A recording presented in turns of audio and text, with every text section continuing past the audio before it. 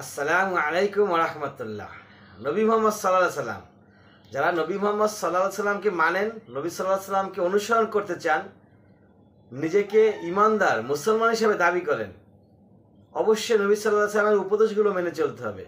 আমরা আজকে নবী সাল্লাল্লাহু আলাইহি সাল্লামের 10টি উপদেশ নিয়ে কথা বলবো ইনশাআল্লাহ তাআলা। আসুন ডাইরেক্ট শুরু করে দিই। অত্যন্ত গুরুত্বপূর্ণ, অত্যন্ত ইম্পর্টেন্ট আলোচনা।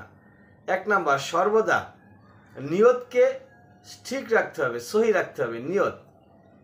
আর নিয়তকে সর্বদা সহি রাখতে হবে। আমি যখন ঘুমাবো রাতের বেলা, তখন ঘুমানোর সময় নিয়ত করে ঘুমাতে হবে ফজরের নামাজ অবশ্যই আমি আদায় করব, ফজরের নামাজ অবশ্যই আমি আদায় করবো, এখানে নিয়ত করে ঘুমাতে হবে।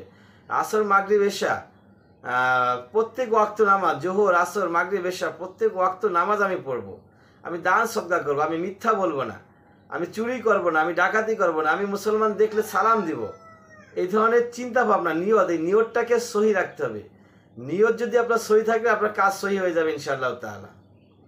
5 ওয়াক্ত সালাত অবশ্যই আদায় করতে হবে, এতে কোনো ভুল নাই। এই ব্যাপারে নিয়মিতই বলা হয় যে 5 ওয়াক্ত সালাত অবশ্যই আদায় করতে হবে। 3 নাম্বার, দুনিয়াকে ক্ষণস্থায়ী মনে করতে হবে। এই যে দুনিয়াতে আমরা আসছি, এটা অল্প সময়ের জন্য, এখান থেকে আমরা চলে যাব। এটা হচ্ছে শস্য ক্ষেত্র। একজন মুমিন, একজন মুসলমান, একজন ইমানদার দিনদার ব্যক্তির জন্য এই দুনিয়াটা হচ্ছে ক্ষণস্থায়ী একটা জায়গা, অল্প সময়ের জন্য আমরা আসছি।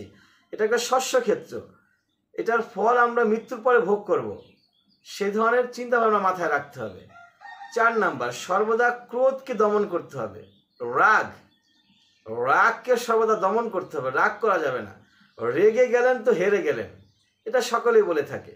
অতএব রাগ থেকে নিজেকে নিয়ন্ত্রণ করে কি বলে ঠান্ডা মেজাজে চলাফেরা করতে হবে।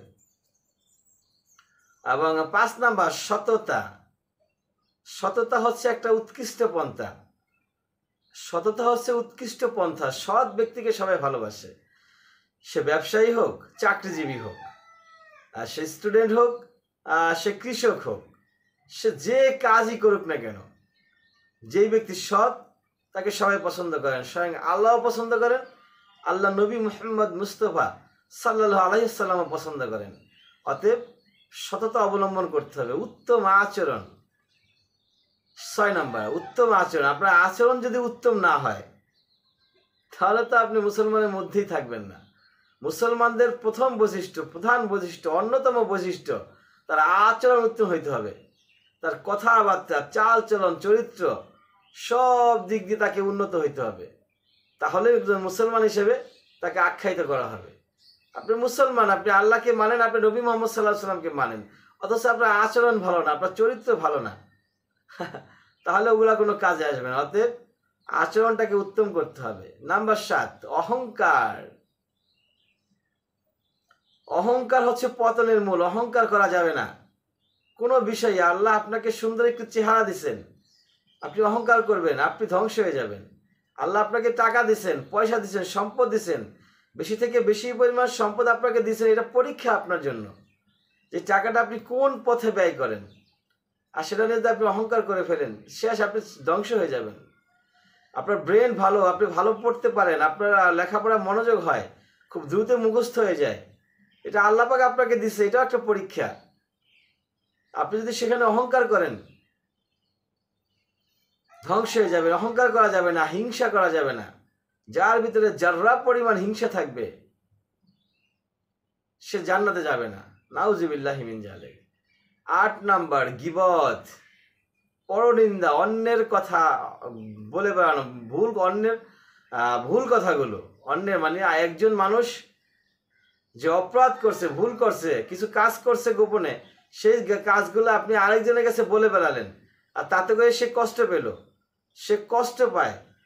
একজন লোক তার অগোচরে কিছু কথা বলে সে কষ্ট পাবে, ওই ধরনের কথাকে গীবত বলা হয়।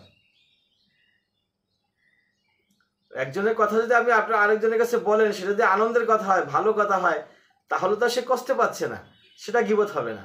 গীবত হচ্ছে আপনি যদি আমার বিরুদ্ধে কোনো কথা অন্য মানুষকে বলে বেড়ান, আর সেই কথাটা বলার কারণে যদি আমার মনে আঘাত লাগে, আমি কষ্ট পাই, তাহলে সেটা হবে গীবত। তো নবী মুহাম্মদ সাল্লাল্লাহু আলাইহি সাল্লাম এই গীবত করতে নিষেধ করেছেন। গীবত করা যাবে না, এটা ইসলামের জন্য নিষিদ্ধ। এবং সর্বদা সর্বদা আল্লাহকে স্মরণ করতে হবে। সর্বদা কি করতে হবে? আল্লাহকে স্মরণ করতে হবে। যেখানেই থাকি আমি, যেভাবেই থাকি, যেই অবস্থাতেই থাকি, মানে যত কষ্টের মধ্যে থাকি, কষ্টে থাকবো, বিপদে থাকবো, আনন্দে থাকবো, আমরা কষ্টের সময় আল্লাহকে স্মরণ করি, ভুলে যাই না। এটা সত্য কথা। এটা প্রায় সকল মুসলমানই করে থাকেন।